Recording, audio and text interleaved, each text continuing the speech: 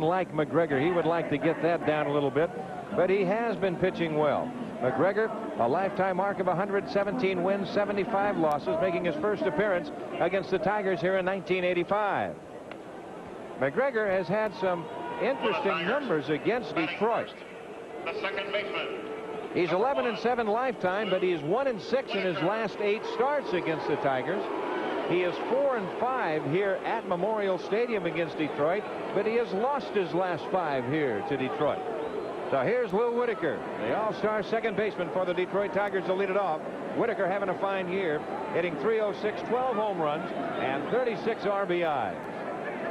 He will draw Gross up on the grass at third. First ball hitting and popping it foul right side. Rayford over, and what a play! He fought everybody and came up with a baseball. Well, we're underway.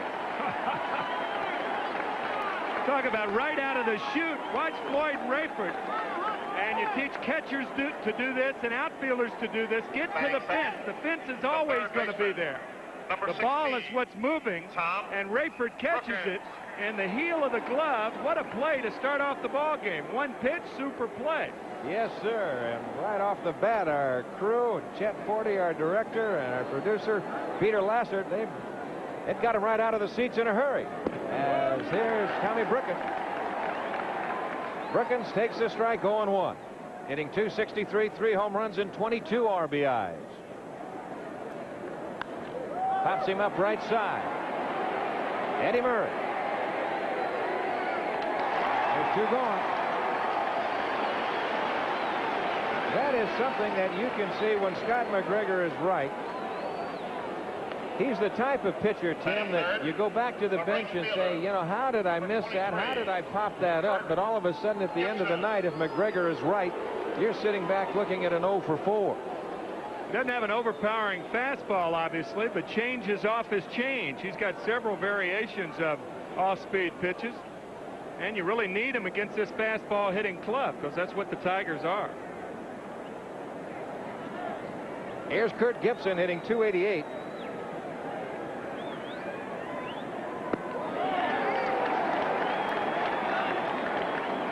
Now you see that career mark against McGregor. He is hitting well, .455. This man has tremendous power. Off-speed curveball, 0-2. McGregor's a type that'll, you could put him and classify the type of pitcher as you look at that again, Timmy.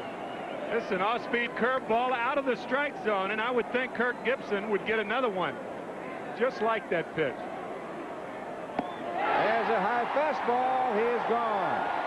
Well, the Tigers are gone. 1, 2, 3. No runs, no hits, no errors, nobody left. And right now, let's go to New York and a report from Al Trautwig on the game today between the Blue Jays and the more starting lineup. Jim Dwyer in left field and leading off. Batting second and in right field will be Lee Lacy. Hitting third and at shortstop will be Cal Ripken Jr. Batting fourth and at first base, Eddie Murray. Hitting fifth and in center field will be Freddie Lynn. Batting sixth and the designated hitter Larry Sheets. Hitting seventh and at third base will be Wayne Gross, with Floyd Rayford batting eighth, and he will do the catching, batting ninth, and at second base, Len Cicada. And there's your defense. Larry Herndon, Chet Lemon, and Kirk Gibson in right field. Tom Brookins, Doug Flynn, Lou Whitaker, the second baseman. Doug Flynn in there for the injured Pat Trammell. Evans at first, Parrish behind the plate. And O'Neill is on the mound, a 3-1 record. Randy O'Neill, a 2.16 ERA, his 6th ball game of the year, and I'm interested in watching this young fellow work, D. I am too, and it'll be Jimmy Dwyer who'll get his first look at him as he delivers low. The count is 1-0. O'Neill, 25 years of age. He's a 6'2", 195-pounder from Ashland, Kentucky. Attended the University of Florida. You see the numbers on O'Neill. This is inside, the count 2-0. O'Neill, from what we understand, is a little bit of a sinker, slider, but an excellent forkball type pitcher. Talking to Lance Parrish before the ball game, and he said he has one of the best split finger fastballs in the organization. Kind of revealing. That's a little low, and he falls behind Dwyer, 3-0. Especially with the success Jack Morris had with that pitch last year. Oh, boy, that is true. Dwyer hitting .272, 7 home runs, 27 RBIs. Well, you think you can go back to their former pitching coach, Roger Craig, who taught a lot of those pitchers that split finger fastball. There's a strike, and the count 3-1. Sparky Anderson down in that Tiger dugout. George feels very confident. When I say George, well, that is his name, his given name. I played high school ball against that man, so every time, you'll excuse me, I refer to him as George at times, not Sparky. People have said, well, wait, isn't that Sparky Anderson, not George Anderson? I said, well, they're both the same. I played minor league ball against him, and I referred to him as Sparky, not George. Well, you're younger than I am. Did you look at Earl Weaver? Earl, back at the helm. So Dwyer draws the base on ball.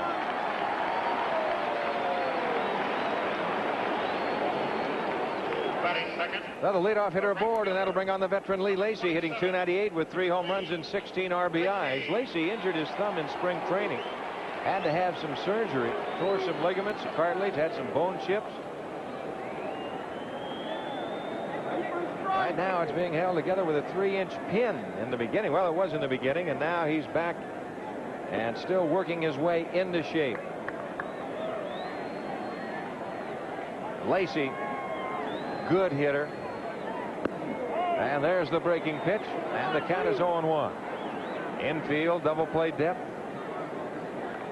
of Brookins and Flynn on the left side, Whitaker and Evans on the right side. You see Evans holding Dwyer. The outfield about straight away.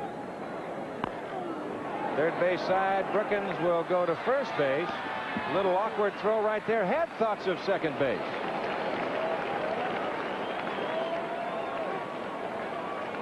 Tom Brookins did right there what we used to say, think second, go to first.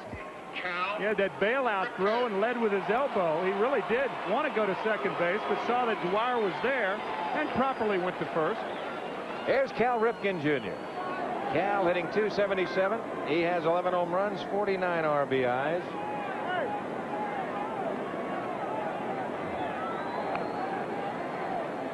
Entering tonight's game, 4,638 consecutive innings, 513 straight ball games on that outside corner, and the count is 0-1. Boy, this young man has put it all together. Some people right now wondering whether he might be a little tired. They've questioned the range on the left side of that Baltimore infield.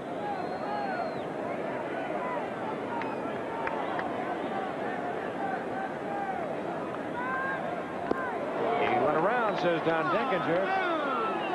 0-2 the count. Galvin went too far on this swing. That's that split finger fastball that we were talking about, and you see the bottom fall out of it. And I don't think there's ever been a pitch thrown in the game that you get more check swings on than that split finger fastball. It's the illusion of the strike, but it rarely stays in the strike zone. 0-2 the count. Dwyer at second, no score in the ball game. 1 out, bottom of the first inning. That breaking pitch outside, and the count moves to 1-2. The infield back for Ripken. The outfield straight away and deep, as you see Dwyer at second. See where Brookins, he'll respect his power. At right side, they're deep. Evans way off the line at first. There's a base hit right field by Whitaker. A late jump by Dwyer. They're going to have to hold him at third. Gibson, an excellent arm. Hits the cutoff man Evans, and the Orioles have runners at first and third with 1 out to Eddie Murray.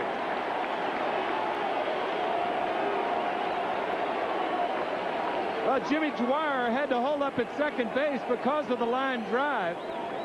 Whitaker had a shot at this ball. This also a pitch out of the strike zone, that split finger fastball. And Kirk Gibson with that strong arm. There's a situation that with 2 out, Dwyer running all the way, Dwyer probably would have been an easy target at home. Because he had to hold up for the line drive, the Orioles have runners at first and third and only 1 out. And they've still got the double play situation in order. Well, you could see what Ripken was doing right there on the fork ball, on the check swing, or the split finger fastball, I should say. He turned around and said something to Perry as if, was that split finger fastball? Whether Lance said anything or not, that time he just went the opposite way with it. Down low. Catchers don't usually accommodate hitters like that. No, not really. At least they didn't used to. I would hate to think so as you look at Dwyer at third and Ripken at first. But a lot of hitters, the good hitters, will take that split finger fastball and they'll move it to the opposite field just as Ripken did. That's hit to Whitaker. Could be two. They go to short for one and they double him up. Murray unhappy. Jimmy Williams unhappy. But that will do it. Baltimore is gone. No runs on a hit. There's no errors as you take that look at it one more time. Well, Doug Flynn, normally a second baseman throughout his career, a weak throw right here, but it does get Murray, arguably close. After one, close. there's no score, and we'll return to Monday Night Baseball after this message and a word from our local stations. One of our stories at 11.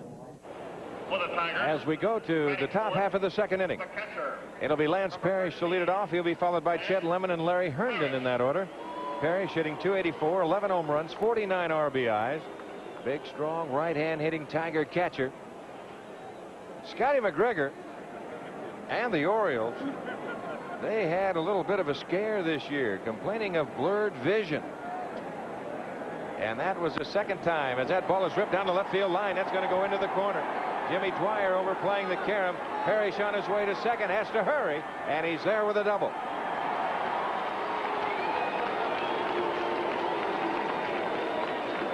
So the Tigers pick up their first hit of the evening. A leadoff double by Parrish here in the second. Of the four Pirate hit or Tiger hitters, three have swung at the first pitch, and this time successfully.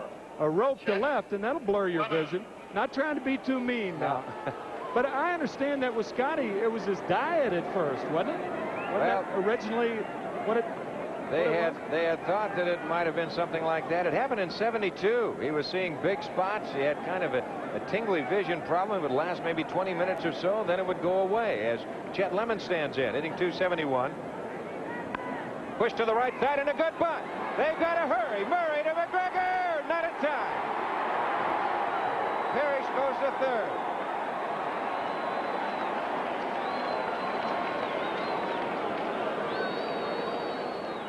Oh, this is kind of a two-way threat right here. If Chet Lemon doesn't get a base hit, he still advances Lance Parrish to third base. McGregor a little bit late covering, and Lemon diving into first just to beat the foot. The hand is quicker than the foot. And that's the way that proved to be. So now the Tigers have runners at first and third. Only nobody out. And here's Larry Herndon hitting .236, 5 home runs, and 16 RBIs.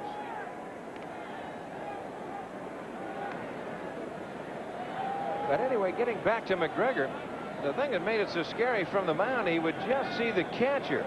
And almost no peripheral vision whatsoever.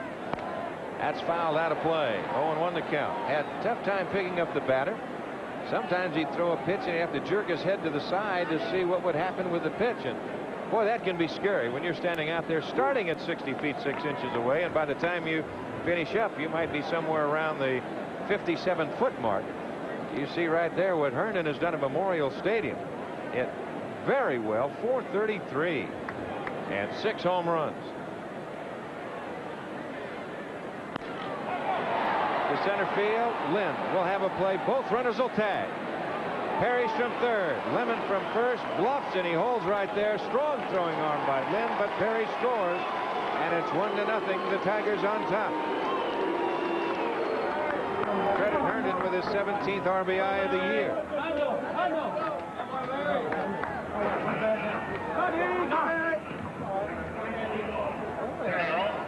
Evans.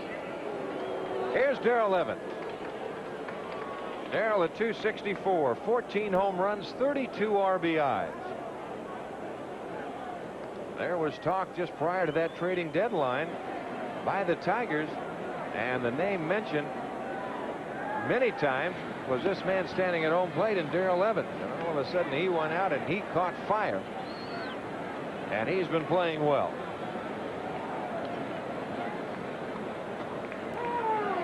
Now they get time. I think when Darrell brought the bat back, he hit the glove of Floyd Rayford, and the umpire, the home plate umpire Don Dinkinger, called time, and that's what he should have done. Sometimes when that catcher's given the target, the backswing will catch that mitt. There's a fastball for the strike. Well, from that center field camera shot, I think an excellent. You can sit right at home and think along with Floyd Rayford and Scotty McGregor. Last time you saw the one go down, meaning the fastball. See, he wants it inside.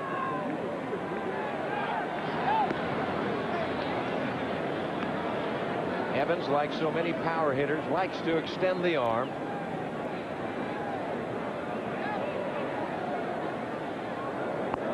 And misses inside. So the count of ball and a strike. Eddie Murray at first base, he'll do some decoying, especially with some of his veteran pitchers out there, a Flanagan, a McGregor, people like that. He'll start off the bag. Sometimes he'll bluff, and then he'll move back to the bag for a pickoff attempt. McGregor picked off 11 runners last year. He's picked off 33 in his career. Both he and Mike Flanagan have outstanding moves to first base. There's that slow curveball, and the count misses 2-1. Well, the thing that makes both pitchers successful in that pickoff move to first base is they have great balance on their back leg, on their left foot, and they can bring that left leg up and hold it. They can freeze you, and if you want to try and cheat and get a little running start on them, they just go on over to first. Hard to right field. Back to the wall is Lacy. This ball is gone. Home run, Evans. 3-0 Detroit.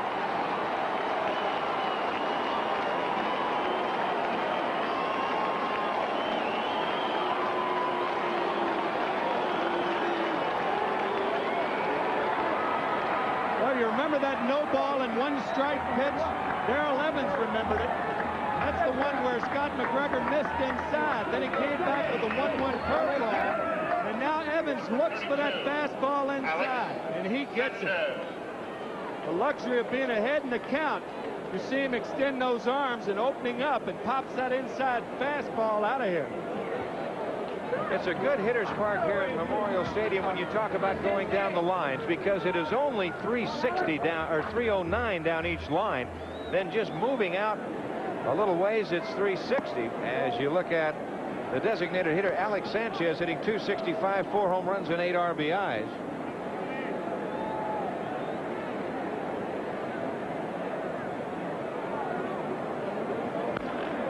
Hit to the right side. There's Sakata. He goes to Murray, and there's 2 gone.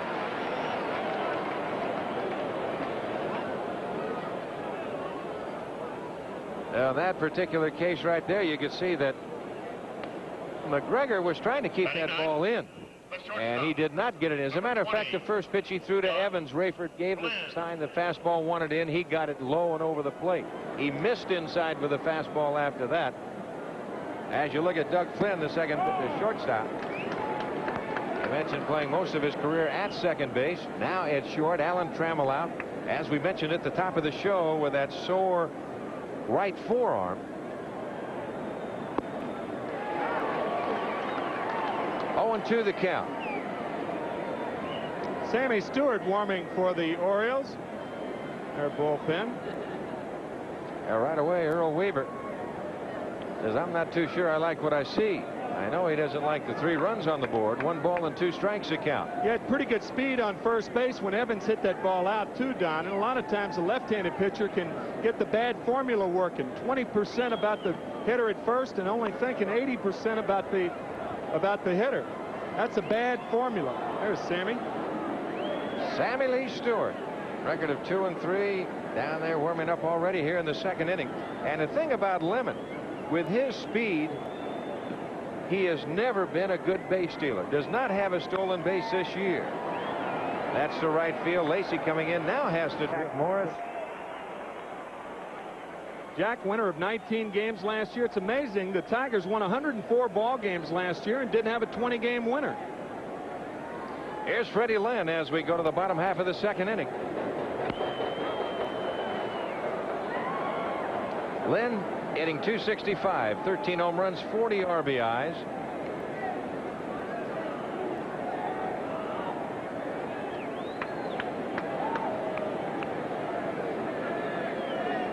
Young right-hander Randy O'Neal, 3-1 coming into tonight's game. Missing inside. Lynn missed the last 2 games that Baltimore has played due to a sore back. Played in the first 69 games of the season prior to that injury. His batting average is not what he would like it. In his last 10 games, for instance, hitting 167. During that time, he's had 5 home runs in his last 15 games. Now the count goes 3-1. Yeah, Don, he leads the Orioles in home runs with 13. And notice how he's opened his stance. You remember how closed that stance used to be? He's opened that right foot a little bit. Off the end of the bat, that'll loop into right field for the base hit. So Lynn's aboard, and Gibson will get it back in.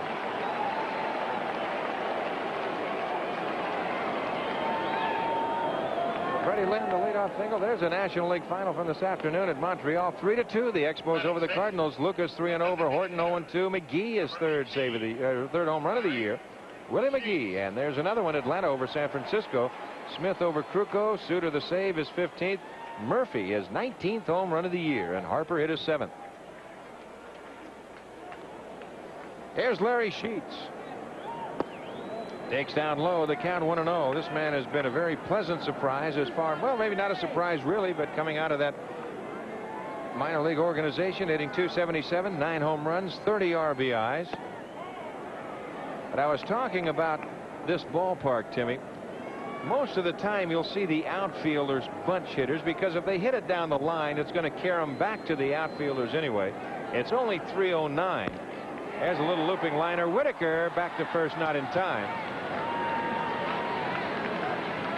I think this ballpark ought to be a lesson to all outfielders then. Balls down the line are doubles. That's exactly right. What they try and do is take the triple away from in that power alley. It's 387 to the deep power alleys and 405 to straightaway center field. There's Wayne Gross. Wayne hitting .262, 8 home runs and 14 RBIs. I think basically it's up to the pitcher and catcher to keep the hitter from hitting the balls down the line. Some of them you can't prevent, like that flare that Freddie Lynn just hit. But if you bunch outfielders, generally speaking, you're better off cutting off the gap. 1 ball and no strikes, and I think you'll see a lot of managers do that today, especially on the artificial surfaces. Sir. Yes, sir. 1-0 the count. I don't know whether Parrish agreed with that last call or not. His shoulders just kind of drooped. That's down low, and the count 2-0.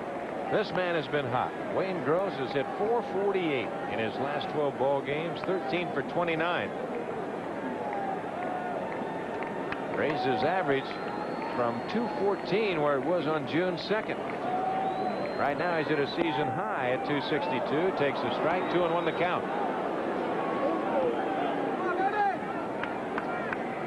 In a position like this with young Randy O'Neal or whoever, your club gets out and gets you that lead right away. The thing you don't want to do is to be putting base runners on.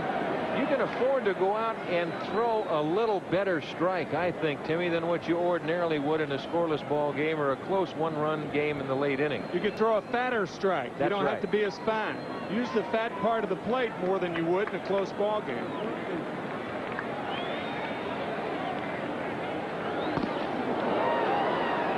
2-2 the count. Gross going after a bad pitch. Now 2 balls, 2 strikes, 1 out, and 1 on. We're in the bottom of the 2nd inning, and the Tigers lead it 3-0.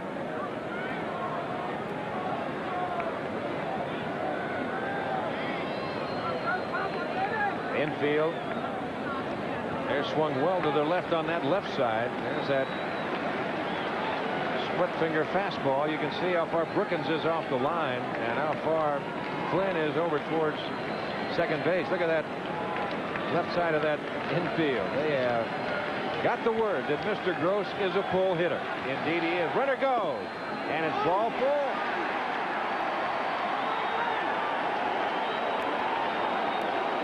Randy O'Neal walks Gross, Lynn to second, and here's Floyd Rayford, and he has been red hot. See the numbers on Floyd: 362, 2 home runs, 6 RBIs. An interesting story, I think, about Rayford. If you talk about and use the phrase that perseverance pays off. Boy, It does for this man right here. That's fouled away. I asked him before the game, I said, as we look at the National League scores, LA over Cincinnati 2-0 in the second. There you see the Pirates 1-0 over New York in the fourth inning. Cubs and the Phillies tied at 1 in the third. Loop to right, playable. Gibson there. Lynn tagging. Bluffs. He won't go anywhere. I was talking to Floyd Rayford before the ball game, and I said, well, you played every other position, and now you're finding out that catching is the easiest position to play. He said, oh no, by no means. He said, matter of fact, I used to catch in high school, and he did. He caught 15 or so games in high school. But this is really the first year that he has caught behind the plate, and that's it. Other years, he's been a third baseman, he's been a second baseman, and filled in at other positions. But I guess he considers himself a genuine catcher now. Unfortunately. Take a beating behind the plate. Boy, that Parrish, what a bull he is. Here's Len Secada as he takes a strike, hitting .220 with a home run and 3 RBIs. Well, Rayford originally started out in the California organization, came over to the Baltimore organization, then ended up with St. Louis, then back with Baltimore. And here he is. And this is Secada, line drive right to Whitaker. Side retired, no runs on a hit, no errors. The Birds leave 2, and we're through 2. Whitaker leads it off as we go to the top of the third. Whitaker fouled out to Floyd Rayford on the first pitch of the ball game. Rayford making an excellent catch. Whitaker. That's fouled away. He'll go after that first pitch quite a bit. You would have to consider Lou Whitaker in that first ball fastball hitter category. Shallow right center, Secada out calling, and it's Secada for the catch.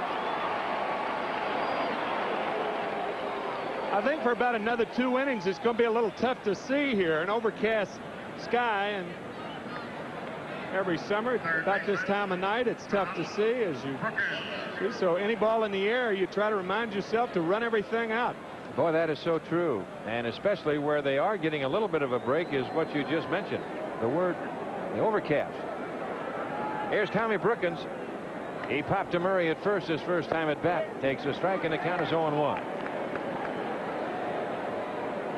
Brookins, he is the kind of player, he's the Muggsy type I like to refer to. Down low, he'll get right down the dirt and rub his nose in it for you.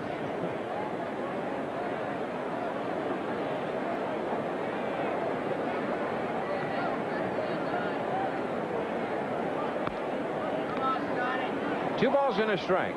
There's Earl Weaver down. Tom, as always.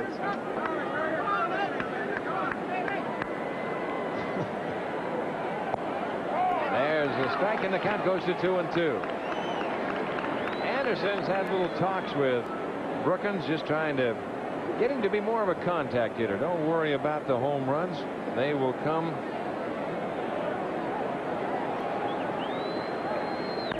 That's queued up the first base side. Murray will try to get it while it's in fair territory. Does. Steps on the bag.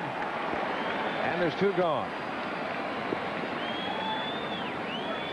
That'll bring on Gibson. That'll be coming your way next Monday night right here on ABC Sports. It'll be the Mets and the Reds from Cincinnati, and the Brewers and the Angels from Anaheim Stadium. That'll be live 8 o'clock Eastern. Certainly can check your local listings for the game and time in your area. 3-0. The Detroit Tigers on top, and here's Gibson. Well, we'll be out at the Big A, Timmy. Yes, sir. Milwaukee Brewers, George Bamberger and company, and Gene Mock, the little general. Here's Billy Muffet sitting next to Sparky Anderson, the pitching coach for the Tigers. Very quickly, it's 0-2 to Gibson. Kurt struck out his first time at bat.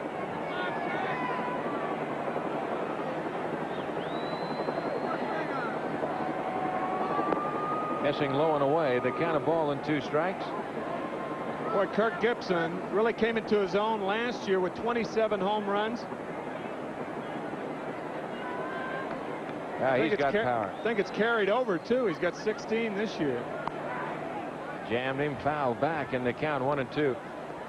He's one of the very few left-handers to hit one over the roof at Comiskey Park. He did it this year, and I mean it was still going as it went over the transformer by the light standard on top of the right field roof. I understand Lou Whitaker hit one over there, too, huh?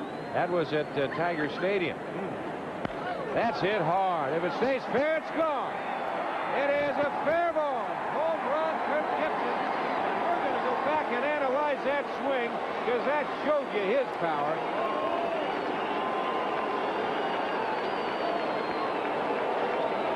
Now Gibson is 17th home run of the year. And it's a 4-0 Tiger lead. Watch Kirk Gibson commit himself. This is really a ball hit off the front foot. Now watch, he commits, and now he hits it with his arms. You talk about strong. You've got to be tremendously strong to hit a ball that hard. He led with his elbow. Bat head followed. Tremendous shot. Mercy. And that got out there in a hurry. Here's Lance Perry. Now let it play. I'll say one thing about the Tiger hitters. They say, if Scott McGregor, if you're going to pitch to us, we're going to go to swinging. And that's what they have done. That's his 7th home run in the last 17 games for Gibson. He has been red hot. That's out of play, and very quickly the count is 0-2. He hit that ball off his front foot, did he? That hit not off.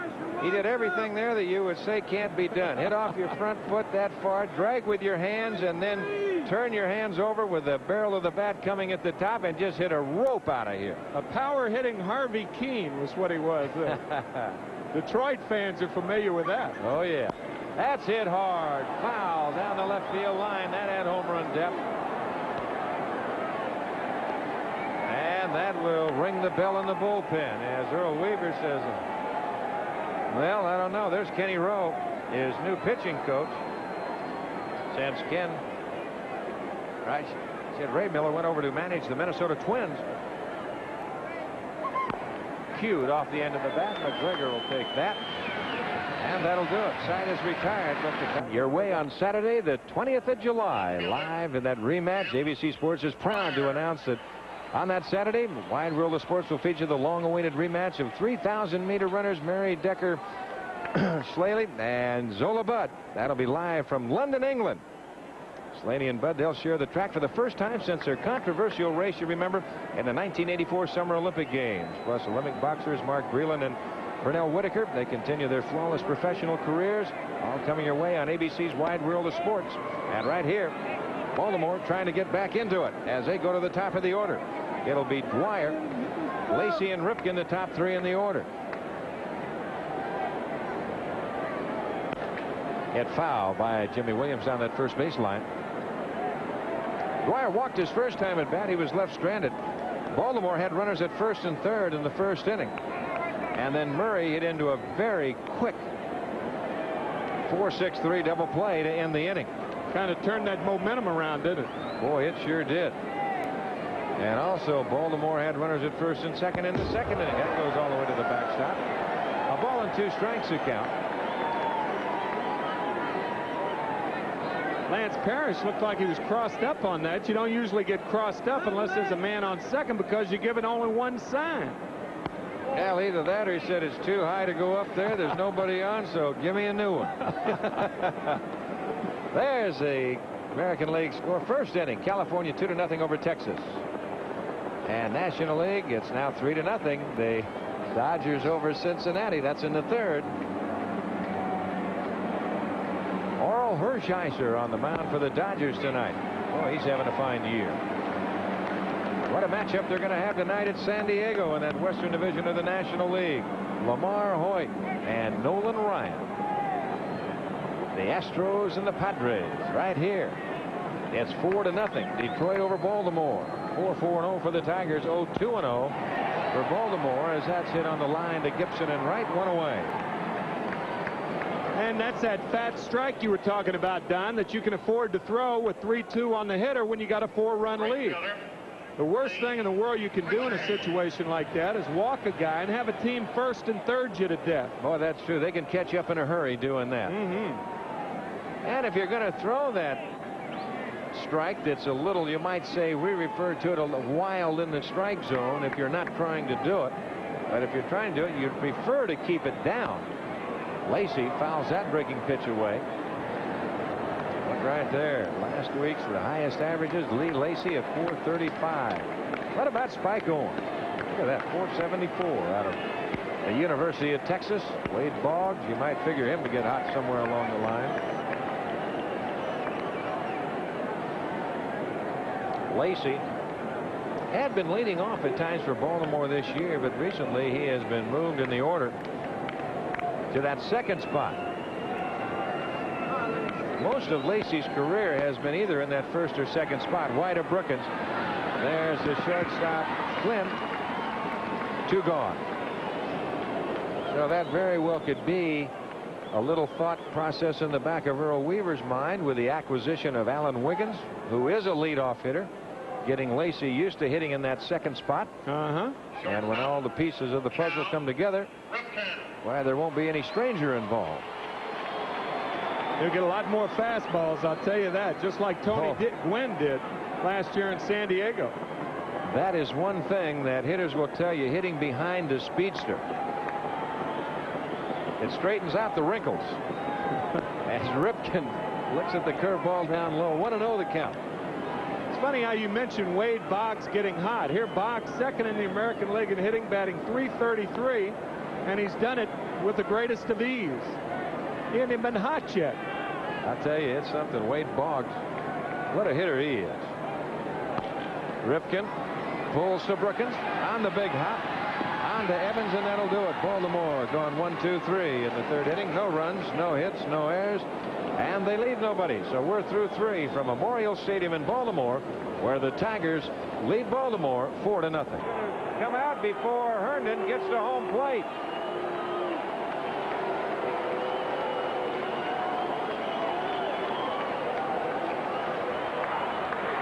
Larry Herndon just illustrating that balls that are down go as far as balls that are up. If they're inside, watch this ball, down and in. And all you have to do is just drop the bat head on it, and that's what Larry Herndon does. You don't need that full extension when the ball is down and in. The lift is there, the power is there. Larry Herndon with his 6th home run of the year. Boy, the Detroit Tigers got their hitting slippers on tonight. Woo. Well, Scotty McGregor trying to gain control once again, Timmy, real early. Yeah, well, the Detroit Tigers have their left-handed hitting lineup in there, or against left-handed pitching. That's why Weaver makes the change for the right-hander. Sammy Stewart, 2-3, his 26th appearance of the year. 3.88 ERA, 55 2/3 innings worked. And unusually, Sammy Stewart has 5 saves this year. Gives you an idea of how ineffective the short men have been for the Baltimore Orioles. He's usually a long man. He has been in different situations, and of course Stewart with the 5 saves, that will lead the Baltimore staff. As you look at Evans taking a strike, Darrell homered his last time at bat, hitting .264, 14 home runs, 32 RBIs.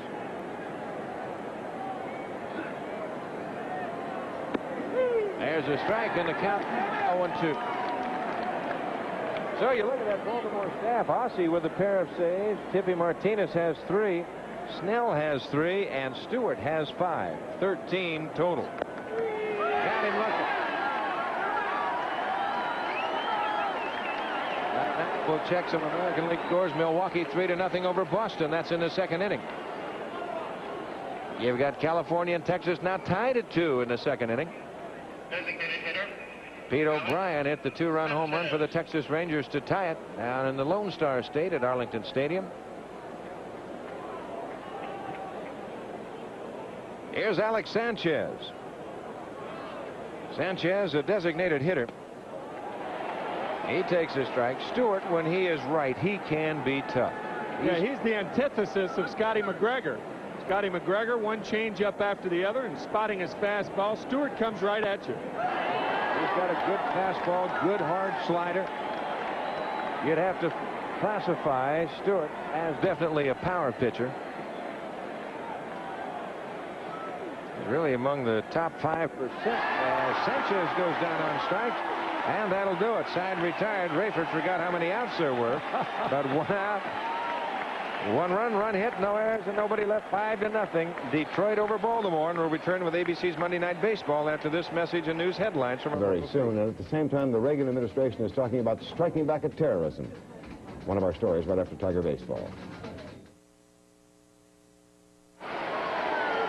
Well, you can look at that night game marked 4-0, and I think you could probably attribute that to that split finger fastball.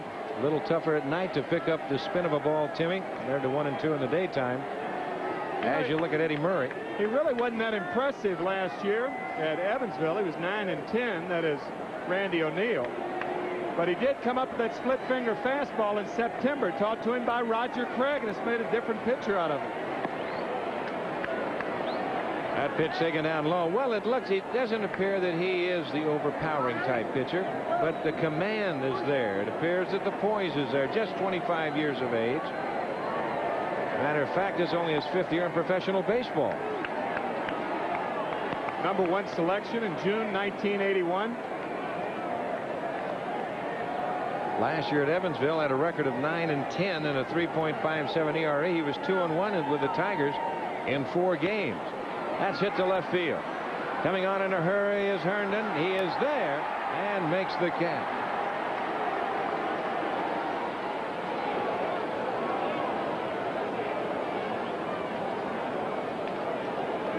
Not a classic Eddie Murray swing with the count 2-0, looking for the fastball, and Eddie hitting it the other way.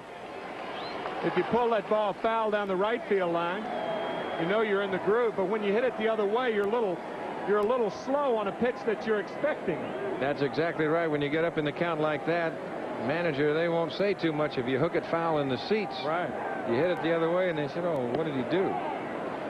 Here's Freddie Lynn as he takes a strike 0-1. Freddie singled his first time at bat.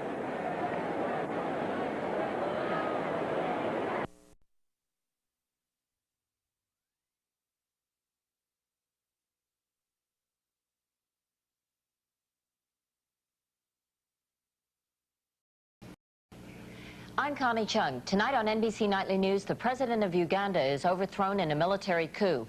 We'll have details. California officials have launched a widespread search for killer bees, which not only threaten crops but attack people and animals. And the 100th anniversary of the All-American hamburger. Those stories and more tonight. In the Dodger dugout, among many, Bob Baylor, who just made a remarkable play. Look how close he is to the line, even though Durham is a left-hand batter, and only that allowed him to make the play. It's still a tough play, comes up with it, and sacks a good play at second base just in time to get him. And you know why Baylor was guarding the line? The pitch before that was fouled off by Leon Durham was clocked at 99 miles per hour. Fly ball to right, coming in is Moreland, biting the sun, 1 away. So Yeager flies to right. Guarding the line in the 8th and 9th inning by the first and third baseman, many times I'm against it, because I consider that the same as the prevent defense in football. All it does is prevent the team from scoring in a hurry. But on that particular play, that had to be a factor for him, which is a good point. 99 miles an hour, he's not going to pull that ball. With 1 away, here's Bill Russell. Russell playing it short, 2 for 4, was robbed of a third hit by Moreland. Good off-speed pitch by Ron Meredith. 1-1. I'll tell you guys on the cameras, you've really done a job today. Everybody. With John Gonzalez, George Finkel, it has been a dandy. Here's Bob Baylor hitting in the number 2 slot where Cabell started. Lifted to Moreland in right. Keith has to hurry and does just that. So 2 down in the 8th inning, and Baylor, who was on the line and made a fine play on Leon Durham, will be coming up. You know, that to me is the most difficult thing of all. They always say about, boy, pinch hitting is so tough. You have to come off the bench cold. That's not really true. No one expects much of you anyway. But they put you in for defensive purposes, ice cold in the 8th inning, even on a hot day. Now you're talking about a tough assignment. And Lasorda made 2 of those moves. Let's not forget Yeager. Yeager, too. And he had Dernier, an outstanding runner. He did end up getting Sandberg, but he was put in specifically to stop Dernier. count to Bob Baylor. Baylor hitting .236. He's been on and off the disabled list, so he hasn't had very many at-bats. 2 down, bottom of the 8th, 5-4 Dodgers. When the Cubs bat in the 9th, boy, don't go off. They've got Moreland, Say, and Spire. Sandberg is fighting the glare and handles it. The Dodgers are gone, and at the end of 8, Dodgers 5, Cubs 4. Ride and handling, another demonstration of Ford quality. To most American drivers, this is what driving's all about, cruising down the highway with the family. That's why we've designed nitrogen pressurized gas shocks into the Mercury Grand Marquis. They help give this car a softer ride without sacrificing handling control. If you like cruising down the open road, you're gonna like this feeling. Ford, you'll feel the quality because quality is job one. Forget everything you know about shaving and get ready for the extraordinary. Extra Rich Edge Gel with more rich moisturizers and 40% more lubricant than the leading foam. So you get down where you want to be, close, and feel good about it. Smooth, comfortable. Extra Rich Edge Gel. It's not your ordinary shave. When you buy a new car, you want to keep it looking new. And that's easy with Armorall Protectant. A scientific formula that took a polymer chemist 10 years to develop. It helps keep rubber, vinyl, leather, and plastic looking new. So even though you can't keep your car from getting old, you can keep it from looking old. Armorall. It's science, but it works like magic.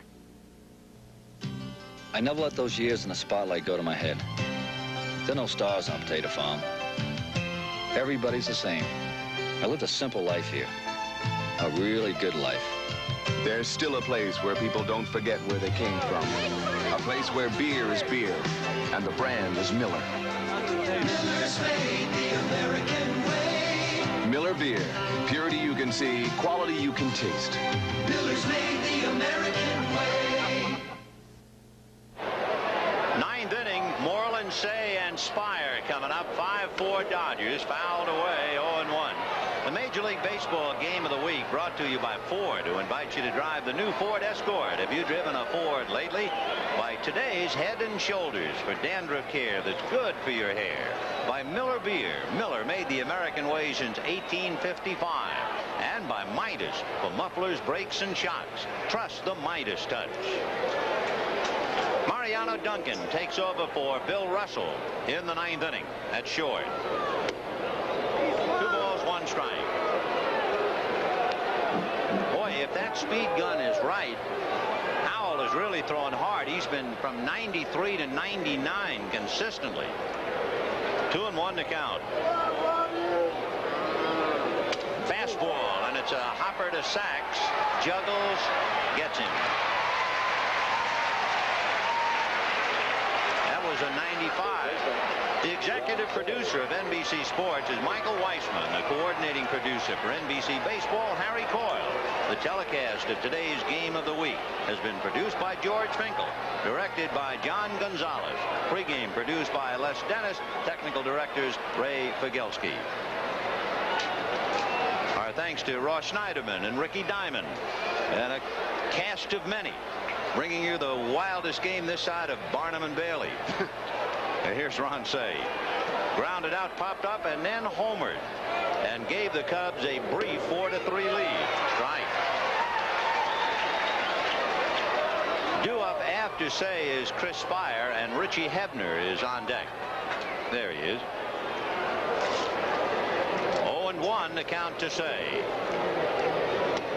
The Padres defeated the Cardinals.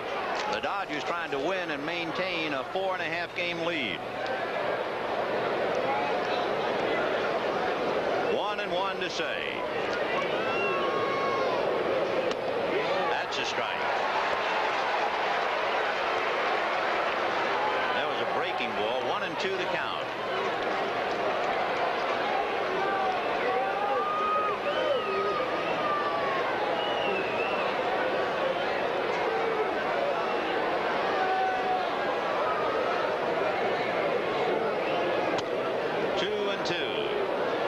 That sounded fast, Vin.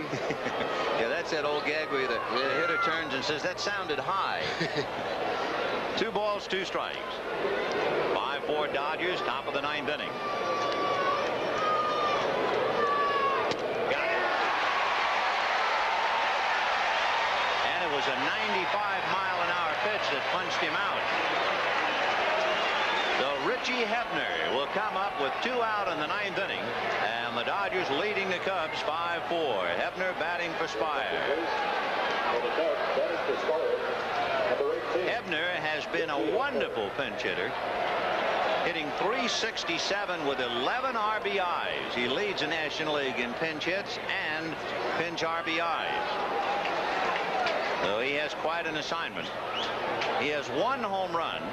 He hit it back in May against the Padres. He hit 2 last year. So Fry is almost out of ammunition. Steve Lake is giving way to Davey Lopes in the on-deck circle. Lopes has not made an appearance in the series, and this is game 3 of the 4-game series. But he's that close. 1-0 the count to Hebner. That's in there. The Dodgers trying to make it 8 out of 10 on this homestand. And their 18th win in the month of July. You have to go back to the '66 Dodgers. Most successful Dodger team in July. And Hebner down to a strike. This week's NBC Light Beer from Miller player of the game is Oral Hershiser. Light Beer from Miller happy to present a check for $1,000 in the name of Oral Hershiser to help fight multiple sclerosis. He allowed only 1 earned run. 1 and 2, and the crowd wants it to end right now. Foul back.